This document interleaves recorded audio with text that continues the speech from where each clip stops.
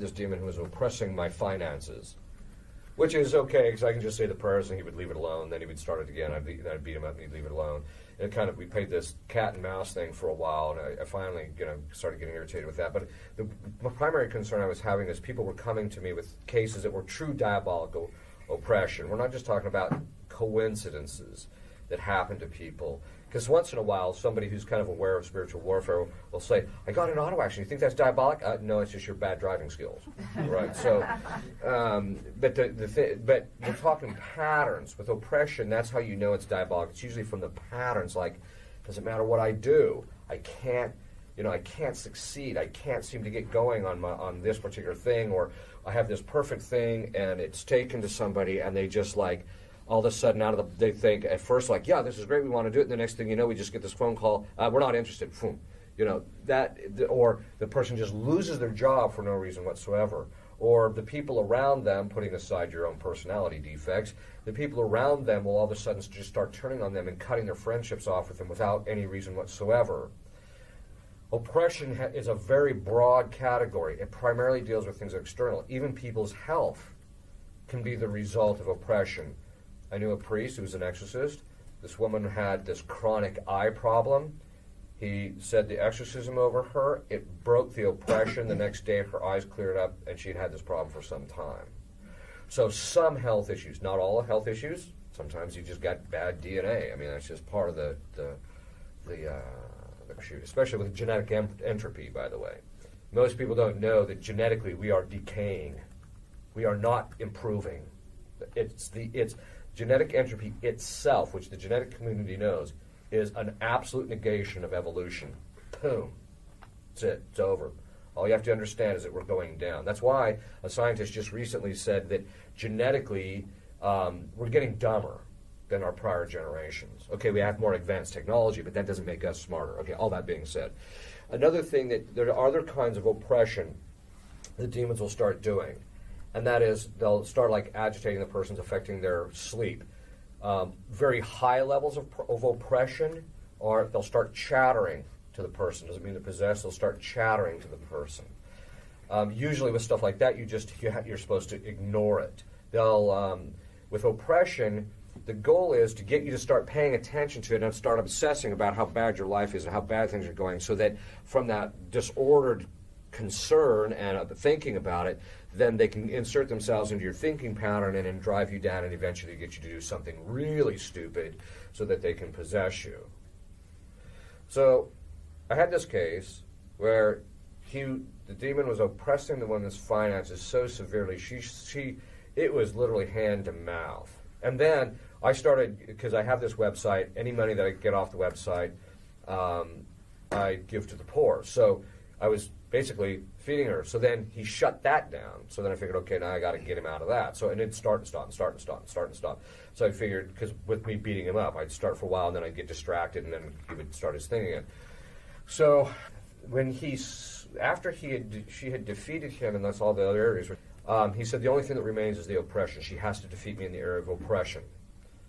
So then I thought to myself, after that, before the next session, I thought, okay, then this guy's going to take to the woodshed. Because once in a while, usually for me it's kind of just going in and grinding it out, but once in a while I get a little annoyed. And it's just like, okay, this guy is paying a price. And that's not virtuous on my part, but it happens. I mean, my real virtue should be, I'm going to do this for Christ and not let Christ's glory. But in this case, I admit I wanted a little bit of satisfaction out of this guy. So I went into it, and with him, you don't ask a lot of questions. When he shows up, I turned to Christ and said, don't let him out until he tells me the truth about this.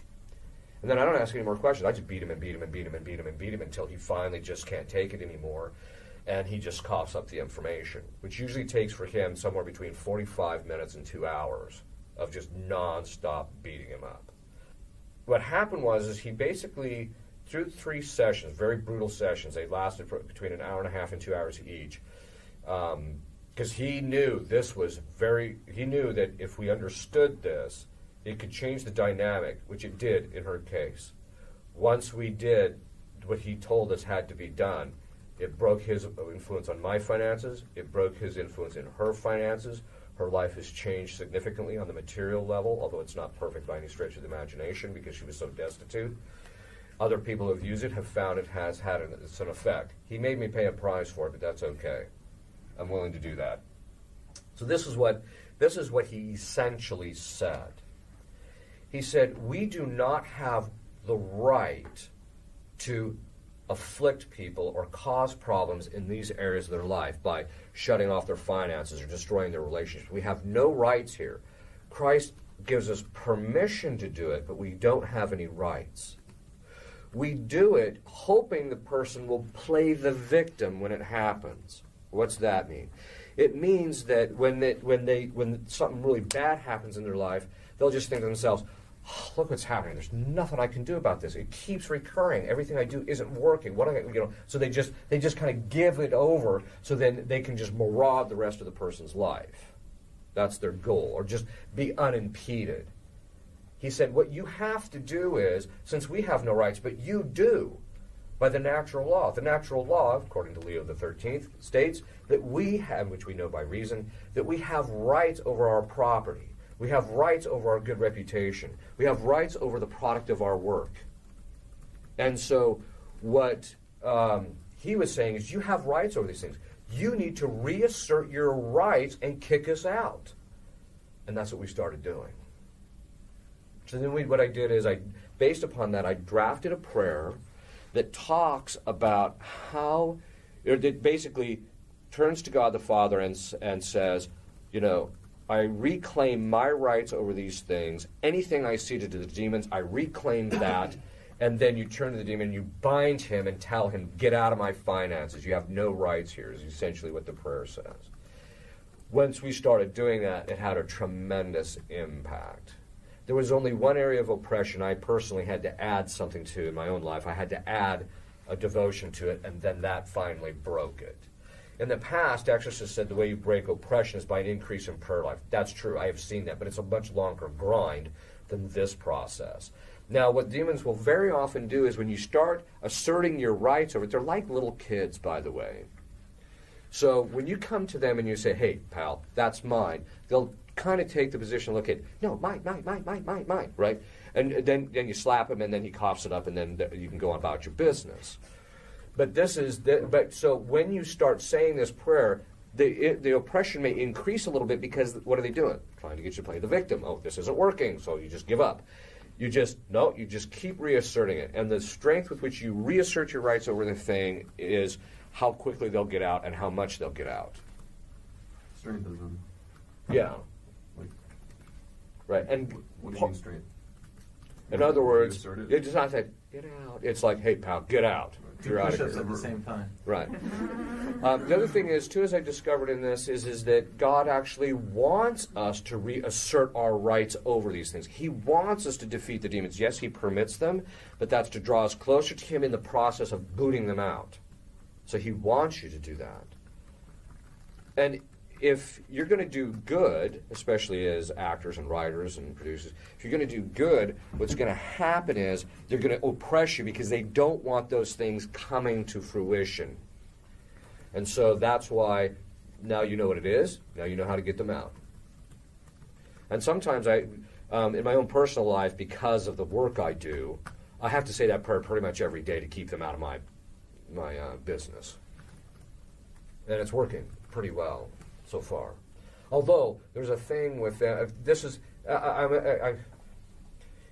whenever demons get quiet in your life, that's a really bad sign, because it's a sign that here comes the boom.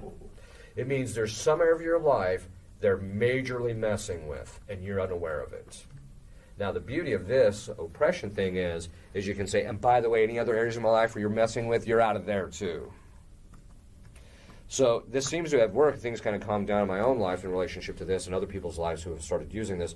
So there's that good aspect of it. So I think that it's that being unprotected thing, you still have to ask our Lord and Our Lady for protection, but that being unprotected thing, you're able to defend yourself more readily, your own goods, your own property, your own things.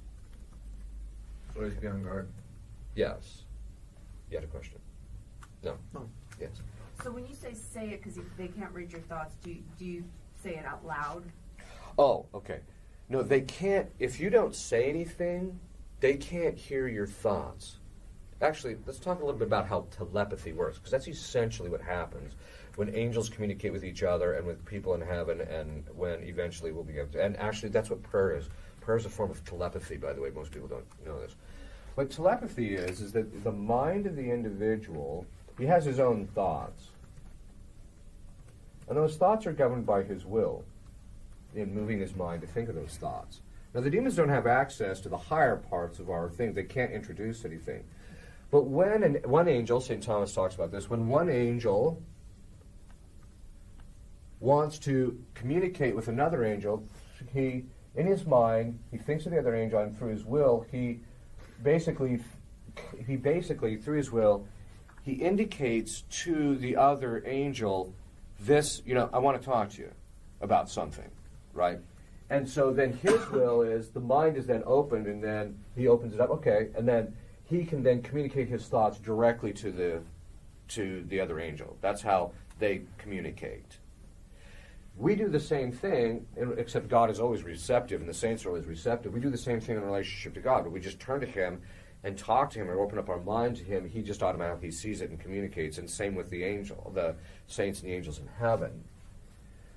With demons, it's a little bit different relationship to us, because it's not just pure the upper part of it, it's not the higher faculties they're dealing with. They have access to our imagination to put things in it. They can't read what's in it directly, but they can put stuff into it. That's kind of that initial prompting of the will of the other person of, hey, let's think about this. And so they can put something into our imagination, but then we can block it, just like one angel can tell another angel, like, I'm busy now, can't talk, right? Which it doesn't happen, of course. I'm just being... but that they can just say no, or they can say yes in relationship to this. It's the same thing with us. But with demons, it's very similar. We're not praying to them, of course, but the mechanism is the same. With our mind, our imagination, when he starts bothering us, we turn to him, or when he's not bothering us, but he might be affecting our things, we turn to him and we tell him, get out. Do demons have the capacity not to think about this, to block it? The answer is yes and no. It's yes if, on the side of the person they're influencing, the person has let them hold on to something which they can hide behind. What does that mean? Let me put this concretely. During an exorcism, you start talking to the demon, and you start commanding him to think certain things, and to say certain things.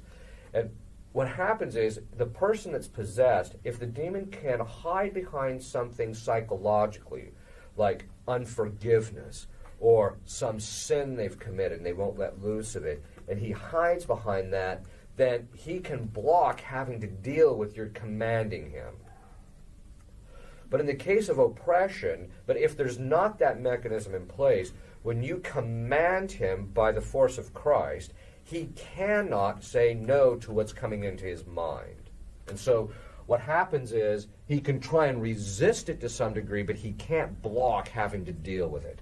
And so in the case of oppression, if you, with great force, tell him, this is what you're going to do, you're going to stay out of my finances, you have no rights here, you reassert your rights over it, then he hears what you're telling him. Even if you say it, whether you say it verbally or whether you say it purely mentally. And in fact, that's one of the ways you know someone's possessed. There's on some occasions, Christ will allow pure telepathy to occur during the possession between the exorcist and the demon. So there's times when if I'm borderline, I'm not so sure this person's possessed, I'll just mentally give a command, in different languages even mentally, and the demon will give you the exact answer. It's not they're guessing. I never ask for a yes or a no. I always ask for very specific information. Like I'll mentally say, how did you get into her? So they give you very specific information. If they're not possessed, they may say something, but it doesn't correspond to what you're asking. And they don't even know you're asking these questions. In fact, very often they're just like, man, that was weird. Stuff was just coming out of my mouth, and I didn't hear anything. Well, yeah, that's because I was mentally talking to the demon. So that's how we know that mechanism works. Okay. But this is very important, that whole oppression thing, because they do try and get to people's lives to some degree or another.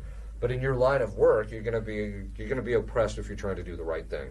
It's just that simple. Even if it's not something about religion per se, it's just something that's going to help people to see, this isn't a good thing, which isn't truly good, or maybe I should be more virtuous or something. They're going to try and block it.